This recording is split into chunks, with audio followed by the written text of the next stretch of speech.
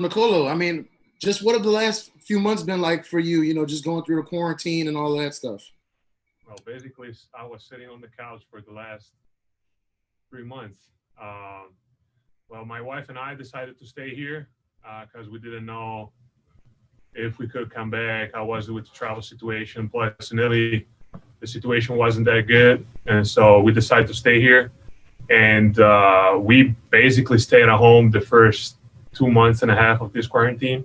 I was practicing in what it was the second guest room at home, and nothing. We just tried to spend our time together, try to keep ourselves busy. But it was just, we were just waiting for the league to resume, or at least to give us, an idea of which our future would look like. How I guess scary or real was it? I mean, Italy for the beginning of this was a hot spot. You're in a hot spot in New Orleans. Did you have any family, friends touched by this and just kind of, dealing or still dealing with it, but obviously, especially at the beginning, dealing with it? Well, everybody was affected from this virus. Luckily, all of my family, all of my friends were healthy, and they're still healthy, and so I feel very lucky about it. And it was a tough period, honestly. I was, to be completely honest, very concerned about my grandma in Italy, and she basically spent 90 days at home completely alone. And but that was vital for her because it was important for her to stay home. But it was a tough period, and plus being so far from family, not being able to stay close. And they reopened quicker than what we're doing right now, so I would have had the chance to be close to them, but instead I'm just super far away, and so it's not been easy. It's not easy, but it is what it is. And still, as I said before, I feel myself very lucky that nobody got really affected from this virus. I think I read that your father is a physician. Just what were the conversations with him in particular like in the early days of the pandemic before we here in the States really realized what this was going to be? No, my father is not a physician. My father is a lawyer. I think if you read the article, maybe his Bellinelli father is a physician. And so, but I have doctors, friends, and I spoke with them. I have a guy who was in front line in the main hospital in Reggio, in my hometown. And so it's been crazy. It's been crazy time, and what they did is something unbelievable, and we should just not forget about them once this emergency passed, because they're there every day and they're fighting for us every day. You mentioned before, I remember at some point earlier in the season, you talked about how close you are with your grandmother. How frequently were you able to get to speak with her while this whole thing was going on? Every day. Luckily, she's good with FaceTime and the iPhone. So there was a pretty good upgrade from the basic phone call. So we could just see each other every day. And, for her to be able to stay in touch with me and also with the other part of the family, because she couldn't see also the other family in Reggio, in the same town, because she had really to quarantine all the peers since, she's a little bit older, and she said she was and she's still at risk. So we were just on the phone, FaceTiming each other, and it was pretty cool for, what we could do. Even, it's not enough, but somehow it's enough. It was enough. Nicolò, a week from today, the Pelicans are scheduled to leave for Orlando. What are your thoughts about traveling there and this whole bubble concept / campus that the NBA has designed? Well, I think if there is a league that can pull up something great and something cool, is the NBA. I think nobody exactly knows what we're going to expect. So I cannot give you an answer of what Orlando is going to look like. For sure, they organize everything, even though they might have and had some problems with the unions and with the location and with some teams and but this, there are so many people involved, so many things that are getting involved. So it's not an easy thing. And plus, with the pandemic still going on, is even more difficult.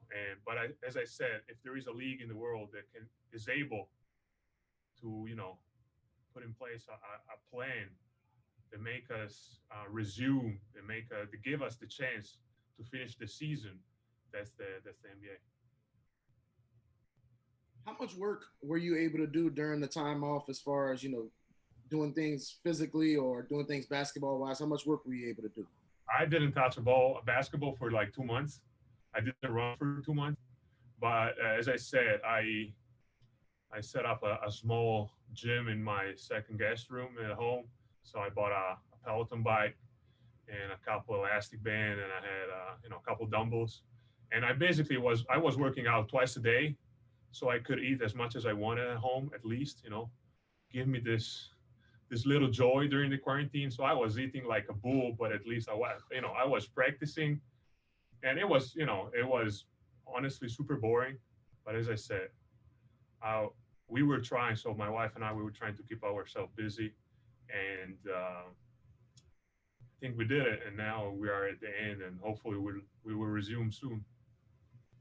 What's the process been like getting back into the facility and getting back, I guess, towards maybe basketball shape?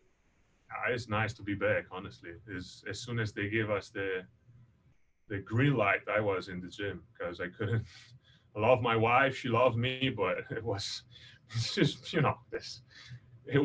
but no, it's nice to be back here. This is our habitat, this is our environment. So it's nice to be back here, and today is nice to see all my teammates, and it's nice beside a couple, but it's nice to be back here and be back on track.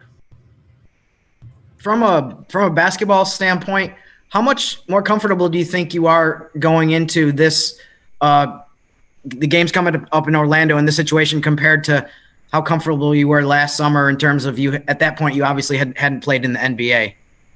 Well, for sure. I hope experience is on my side now. So there is something that I don't have to learn from the beginning. It's something I hopefully learned already. So, and I hope I can bring back that on the court. And but as I said, it's going to be a unique situation. It's going to be something that nobody experienced before. So I think the most important part right now is to, be back and get back in shape, be physically, and then technically, tactically, we're going to find out a solution, and we're going to put together something that will allow us to, play. What do you think the biggest adjustment would be, just, playing basketball without any fans around?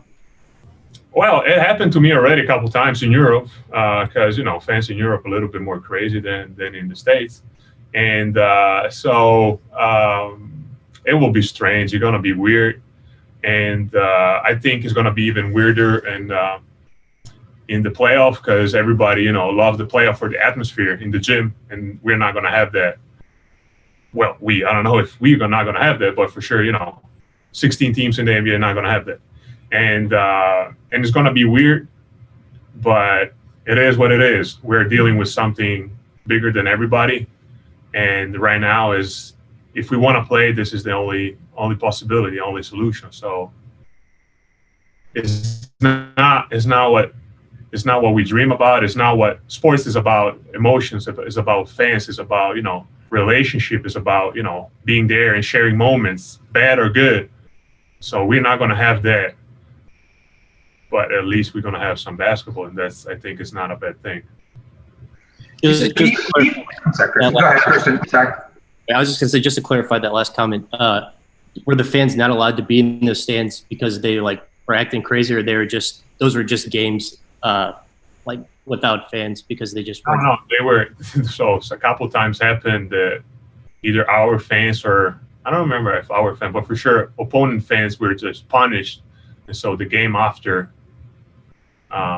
the gym was empty. So one time, honestly, it happened that one half we play with the fans, and the second half we play without fans, because they kick out the fans, all the fans in the halftime. That was pretty cool, because we were losing in the first half and then we won in the second half.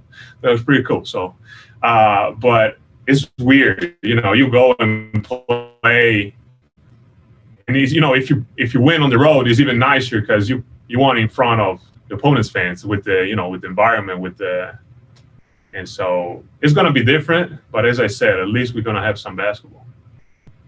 Can you remember why exactly the fans were banned in those instances? Was it throwing stuff on the court, or what was it? Whatever they had in their hands on the court. Yes, very easy. But this happens. This is not something that happens regularly. So it happened one time. It was one time over 12 years, my European career, that I've never seen something like that. And happened other couple times that maybe we play in an empty gym because the previous game the fans did something crazy. But it was just, it's not something that happens regular. But it's not going to be completely new for me because I already, unfortunately, experienced that. Nico, do you kind of have to compartmentalize that the new normal is the coronavirus? Obviously, David Griffin told us yesterday that 3 of your teammates tested positive for it, and it's just something that you will now live with, and it could pop up maybe anywhere for anyone at any time. I think it's something we need to deal with it. It's part of our reality right now, and I think as healthy young person, we need to be accountable and behave.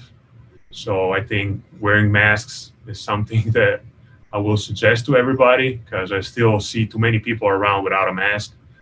And just keep a little bit more distance. I know it sucks, but it is what it is. Until we don't find a vaccine, we don't find a solution, it is what it is. So it's part of our reality. Either we like it or not, it's like this. So it's nothing we can change overnight.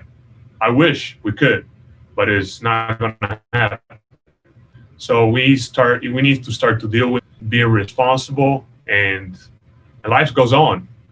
So it's our choice to be, part of this life or not. So I think it's something we need just to be a little bit more responsible, just to take care of the guidelines experts are giving us, not somebody else. They're giving us very bad tips, and but it's part of reality. You said you hadn't touched a basketball in 2 months. Have you had a layoff that long before?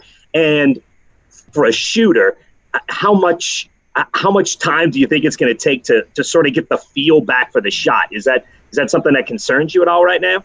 Well, the first shot I took, it was a 3-point shot and I scored. So I said, next time I have to prepare for an important game, I should not practice for 2 months.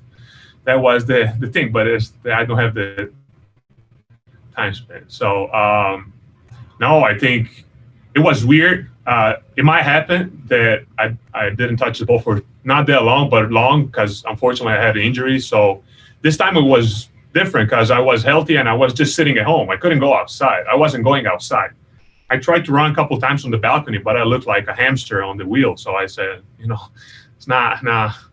I just, went back on the couch and watched Last Dance and Netflix or whatever. And but it was weird. But I don't think it's gonna take. Hopefully, it's not gonna take long. We will see on the first official game. Hopefully, I can go back and shoot threes. Nicolò, could you describe the general vibe of the team about going to Orlando on what you guys are going to be facing, which of course are 8 important games to try and get into the playoffs? Yeah, I think honestly we haven't practiced as a team yet, and I think I can give you the right vibes after we practice as a team the first time. But I think since everybody show up, I think the mentality is once we go there, we go for the target. We are not going there just to enjoy Disney World. And so I think, we are a young team, an ambitious team. We are in a good position to do something good. So why not? It's a great opportunity. It will be a ways to not use it. Does anyone have any more questions for Nicolò? I think I had one more. a lot of people have enjoyed some of the stuff that you've been writing on social media over the last couple months. There's a bunch of writers in this conference call. Do you have any advice for some of us on writing skills? I don't know. No, I don't. No, I just try to keep myself busy, and I started this thing because I've noticed that I'm doing this in Italian. I know I should do it in English also, but I'm doing it in Italian because I've noticed this. Nobody did it before, and in Italy there is just so much. They're thirsty about news. Is what about NBA, and so I might start hosting a very short personal podcast in the bubble. So just to keep myself busy, just to give some more insight about this wonderful world that's the NBA. And by me, I'm a basketball player, so I'm not giving you writers any tips. So eventually, it has to happen the opposite. You should give me some tips. But I appreciate the compliment. I'll help you on your 3-point shot. Okay, whenever. I'm in the gym tomorrow morning. I can meet there. Thanks. All right, great. Thanks a lot, Nico. Okay, thank you, guys. Thanks, Nico. Thank you, Nico.